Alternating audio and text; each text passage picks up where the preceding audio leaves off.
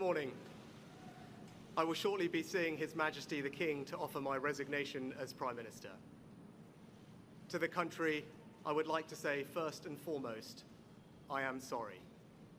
I have given this job my all, but you have sent a clear signal that the government of the United Kingdom must change, and yours is the only judgment that matters. I have heard your anger, your disappointment, and I take responsibility for this loss.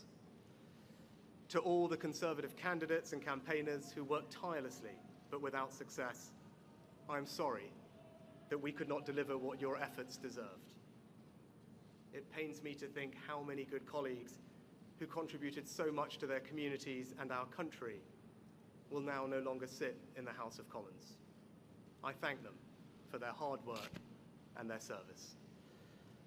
Following this result, I will step down as party leader, not immediately, but once the formal arrangements for selecting my successor are in place. It is important that after 14 years in government, the Conservative Party rebuilds, but also that it takes up its crucial role in opposition professionally and effectively. When I first stood here as your Prime Minister, I told you the most important task I had was to return stability to our economy. Inflation is back to target, mortgage rates are falling, and growth has returned. We have enhanced our standing in the world, rebuilding relations with allies, leading global efforts to support Ukraine, and becoming the home of a new generation of transformative technologies. And our United Kingdom is stronger too, with the Windsor Framework, devolution restored in Northern Ireland, and our union strengthened. I'm proud of those achievements. I believe this country is safer, stronger, and more secure than it was 20 months ago. And it is more prosperous, fairer, and resilient than it was in 2010.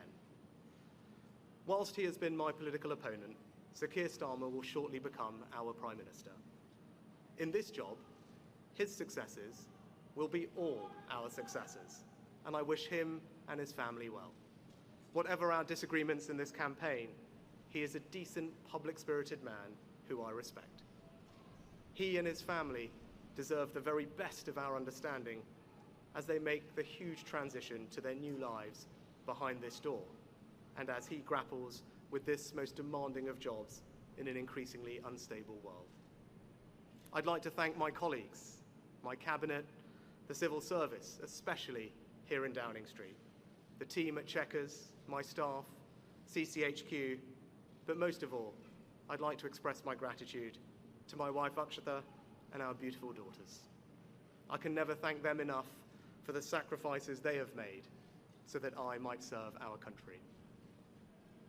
One of the most remarkable things about Britain is just how unremarkable it is that 2 generations after my grandparents came here with little, I could become Prime Minister, and that I could watch my 2 young daughters light Diwali candles on the steps in Downing Street.